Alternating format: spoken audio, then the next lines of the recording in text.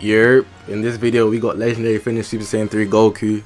Obviously his new equipment dropped in that Boo event, and you see here I got his Z tier first try. Now I'm capping, but it only took me 10 energies, so pretty much sounds like first try to me. Straight away I didn't even have to use any of the removal slots. I can't get perfect Z equipment, as in, you know, they have maxes like 30%, 20%, 10% at the last selection.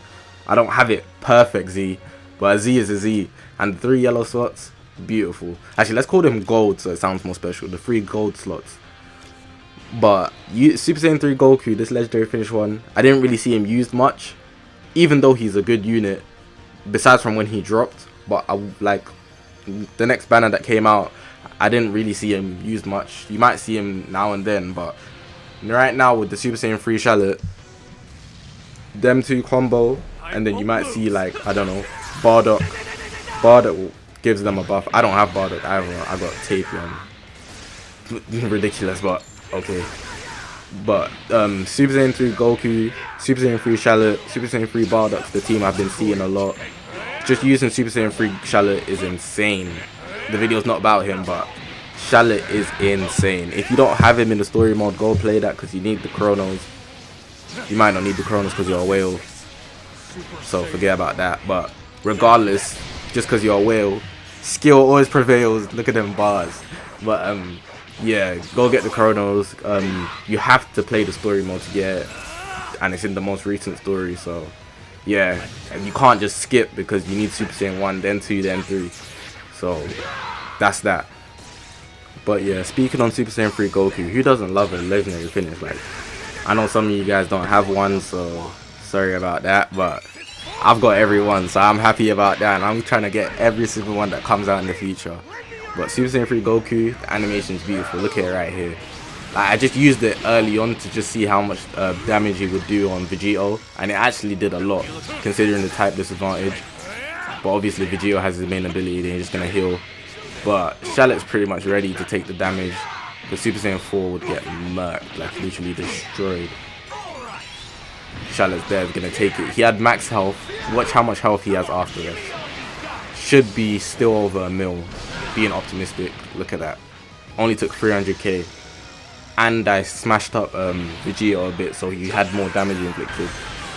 But going into him, he's a green unit, as you know, Legend Limited. He has more blast attack damage than strike attack. Strike attack being 188k, blast attack being 208k.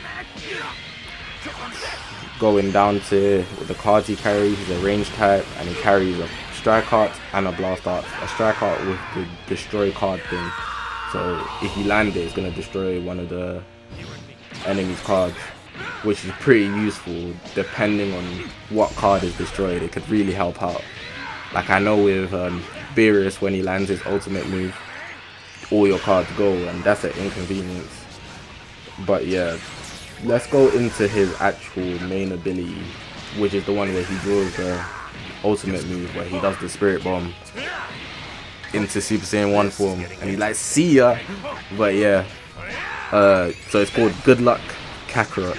Speaking of Kakarot, I got the game now, so tell me how you guys are feeling. I'm enjoying it. I'm going to take my time with it. But going into the main ability, it says draw ultimate arts card, Super Spirit Bomb next. Restores own health by 30% and ki by 20. Nullifies own unfavorable elemental factors for 3 time accounts. That's not a lot, but you won't have any type disadvantage for only 3 seconds. So if you intend to use it, because it does pierce as well. If I go to the actual Super Spirit Bomb, it has piercing effect on it, blast armor when charging forward.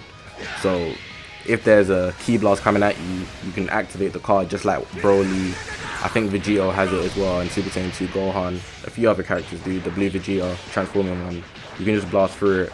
So that unfavorable element thing is really good. Besides from that, gain attribute upgrade, minus 50% to enemy sustained damage cut effects for 30%, 30 timer counts.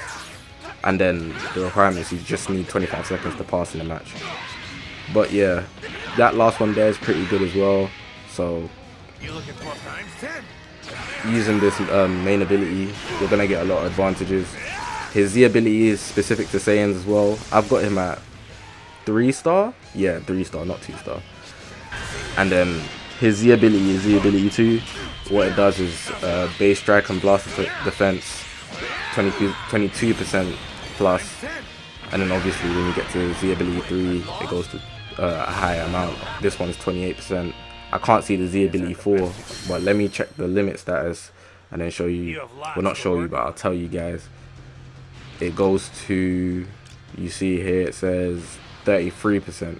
That's actually nuts, but I don't really see myself having this character. It's not even 7-star, 14-star. That is not happening. 9999 Z power, 9999. That is not happening.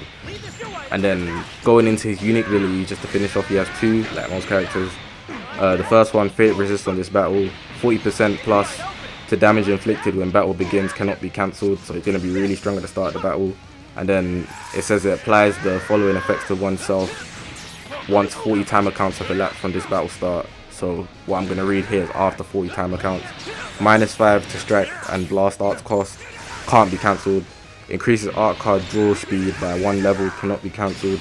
Reduces damage received by 20% and also can't be cancelled. Then the last one here, thank you Dragonball. Receives 0 damage when changing cover for the first time. That's the instant transmission that he has. So that's very useful about rise and rushes. You're gonna dodge rise and rush only if you switch out, as in like a counter. You've probably seen Bojack has it if you don't know. Just basically switch out when you see the rise and rush coming and they're already in a combo. You're gonna be saved by that instant transmission. That only happens once though, so use it wisely. And then it's free plus the own sub count if you use that. So you kind of do face a drawback if you use it, but you do benefit because you saved your character from dying in the scenario it was a rise and rush that you're dodging. The next bit, while this character is on the battlefield, the following effects are applied to self when the enemy switches characters. So it says 20 plus damage inflicted for 15 timer counts, and then 10 plus damage to ultimate damage inflicted, cannot be cancelled, and you gain 1 Dragonball. These are unique abilities, so they're kind of self-inflicted, but it says when the enemy switches, so you'll benefit from the enemy being all paranoid and whatnot. But overall, this character here, amazing. Special skill is a counter, only works the key blast though. He does the backflips, it's pretty cool. It's effective when you're in the clutch as well, so use it in those scenarios. His legendary finish animation, oof, how would I rank it? My favorite one's Gohan's. That walk is just disrespectful. Like by far, it's my favorite one. The next one, I would probably put Namek Goku. Namek Goku's one's disrespectful too. He literally calls you a fool, and he's just like, I'm out. Like he's ready to fly off. I put Super Saiyan 3 Goku's one third. It's my third favorite legendary finish at the moment. At the moment, it's 7. We've got Goku, Vegeta, another Goku, Goten, Super Saiyan 2, Beerus, and Vegeta. That's 7. And they're all pretty much main characters. But I'm anticipating a villain main character, Majin Vegeta. I don't know if this video is going to go up before or after it. I have a Majin Vegeta video coming soon speaking on that. So yeah. And I've got another video explaining. Actually, I'm going to keep that one quiet. You'll see when it goes up. But it's basically about, it's a discussion. I'm not going to script it or nothing. Just really speak while there's some gameplay playing or stuff that I'm doing.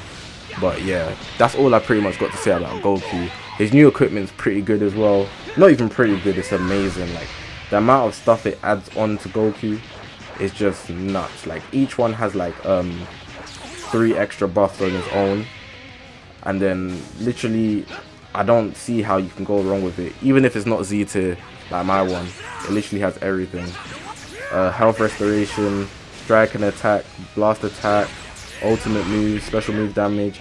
I think it's one of every buff that exists that you could have on an equipment. Probably the best equipment in the game. It's sad that it only applies to Goku.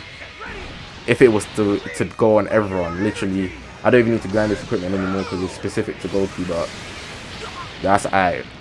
But yeah, that's all I've got to say on this video for now. Hopefully you're enjoying the video and you're going to continue to enjoy the video. Charlotte's holding up well here, but I'm going to get him down for the cause. But yeah, if you haven't already, press the subscribe button on this grind to 1,000 subscribers. We're almost there, so make sure to subscribe because I'm trying to get this goal, this milestone, 1,000 subscribers, 850 at the moment. If you haven't, press the like button, leave a comment because I get to every comment and reply to comments. This Rising Rush is going to end off the video, and if it doesn't, I'm still going to catch the W, but I knew it was. But yeah, besides from that, hopefully you enjoyed the video, and I'll see you guys in the next one.